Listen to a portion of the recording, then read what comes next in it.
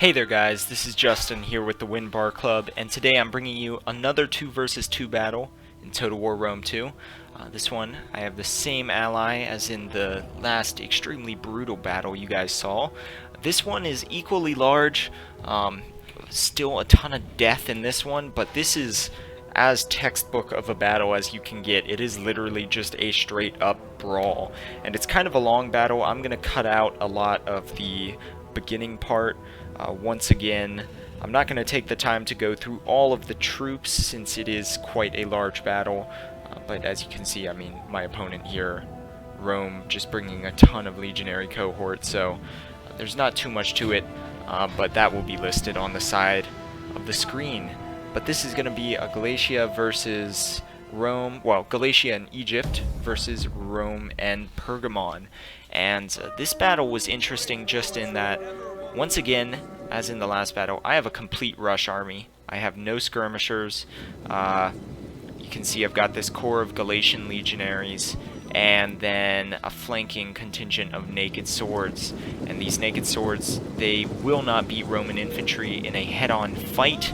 So my plan is to use their speed and high charge bonus and stuff like that to try to get around my opponent's flank.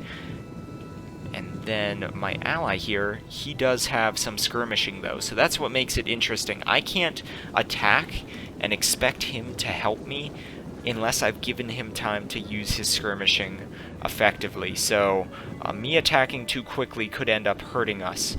Now his opponent actually brought a good army for him to skirmish against. Pergamon here brought a ton of spear units, and you can see, as you guys saw on the side of the screen, tons of these pikemen and levy pikemen up front.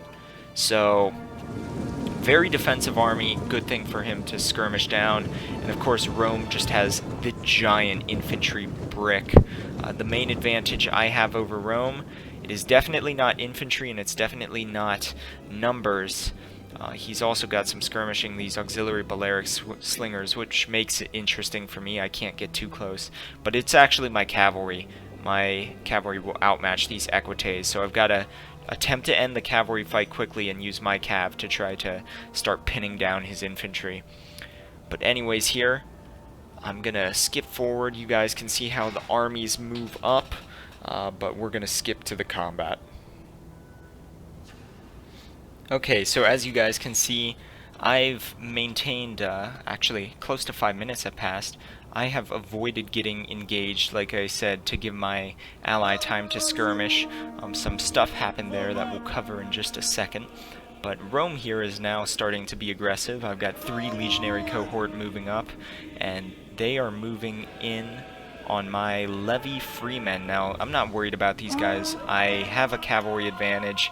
I don't think I'm going to need to use them to defend against cavalry. So what I'm going to do, I know that I don't have enough infantry to take on all of this Roman infantry in a head-on fight and win. So I'm going to actually throw these levy freemen away. You can see here they are getting off a few volleys before I'm going to end up having them charge in here. And I'm not expecting them to do anything. They're not going to do anything. In fact, this unit's going to shatter almost immediately. But this is going to tie down these Roman troops and allow my Galatian legionaries to move in and get a good charge, which you can see right here. These guys going in, and the Romans are not going to be able to respond. In the middle they had a chance, but they probably didn't want to break their lines, so this is going to give my legionaries a chance. My legionaries are actually very strong units, and they should do well against the legionary cohort here initially. And the big thing for me is that these guys have shield wall, so I can make them last a very long time. Over on this flank, you can see I've got my cavalry lined up over here. I'm going to end up pulling them back as these Hastati move over, and I'm sending in some naked swords. This is actually not what I want to do. These guys are not going to be good in a head-on fight, and these Hastati actually will win this. But you can see Rome just has so many troops, they're able to spread across this whole map and still have strong reserves of legionaries in the back. So like I said, this is just a textbook engagement straight up as we go along this battlefield here. you can see it's just a straight line of combat with extra Romans waiting in the back. And I've got some reserves, but I'm starting to put them in just to try to hold as long as I can. My ally is sending in some units over here, and you can see Pergamon's getting a little bit involved, but like I said, their army over here, you can see this damaging this skirmishing has done, and I'll show you guys up in the side of the screen right now. Early on, they did some maneuvering with cavalry that my opponent stopped. It didn't end up killing enemy, or my ally, sorry, getting confusing there. My ally managed to stop their cavalry from taking out his skirmishing and ended up whittling down that entire force. But over here, my cavalry is engaged with these equites, and my mercenary Cappadocian cavalry and the noble horse are gonna solidly defeat these equites, and I slipped my extra unit of mercenary Cappadocians through here to try to kill these auxiliary Balearic slingers, because this unit can actually do a lot of damage to my naked swords since they have such low armor. So even though they have the shields, they'll go down quickly to a good unit like that. You can see he's bringing over some legionary cohort to try to stop that. In the center, it's still just a grind. You can see my men have punched through the first line, but now there's a second line of Romans waiting, and these guys are not going to go down quickly or easily. And here he's bringing in more troops. I'm just throwing these levy freemen away just to try to hold this unit from getting rear charges in my men. And I'm bringing my general through. And over here, I mean, you can see this is what I'm talking about. This is only a Hastati unit in this head-on fight against my naked swords. They are not doing that well. Now over here, I'm getting a good flank charge with the naked swords. This is where they're going to excel. You can see them cutting down these Romans here rather quickly. But head-on, even against this Hastati, they're not going to win. So I needed to really open up this flank. You can see I managed to save one unit and get it around, and in a second these guys are going to move around and start doing some rear charges there. My cavalry has successfully pushed through. There comes those naked swords. I should have brought them around longer to get a better rear charge, but for the moment these Galatian legionaries are going to save this naked sword, which I pulled out. And here, these guys, you can see my Galatian legionaries, just too many Romans to fight through, but they are holding for quite a while with the shield wall. So it's really all about me holding as much of this Roman infantry as I can. You can see there's still a ton of them. There's a rear charge by my mercenary Cappadocians, and that's going to do some damage to this legionary cohort. But there's still just a lot of men left to fight. Making some gains here with the help of my general unit. Pergamon's noble cavalry is over here, so I'm going to get some of my Galatian legionaries into this mess. And you can see Egypt has helped me on my right flank. Again, because Pergamon brought such a defensive army, there wasn't too much they could do to support Rome once Rome engaged. So Egypt's going to start bringing its troops back over to mop up Pergamon here. You can see some charges of this Ptolemaic cavalry just shredding these guys. Back on my side, we've got a big overhead here. You can see my cavalry still moving around. I really should have spread these guys out more, but I had brought them into a brick to try to slip them through enemy lines, and I guess just didn't take them out of that formation. And there's a solid rear charge by them.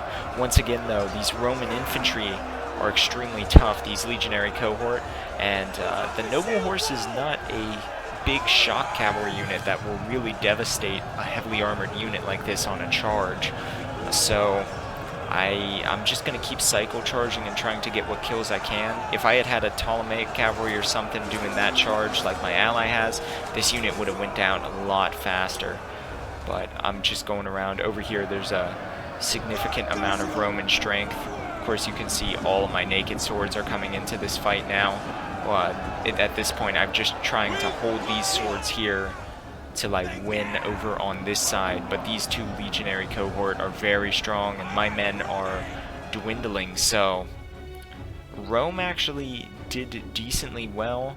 I think the one thing they could have done to help them was to actually not hold back their infantry.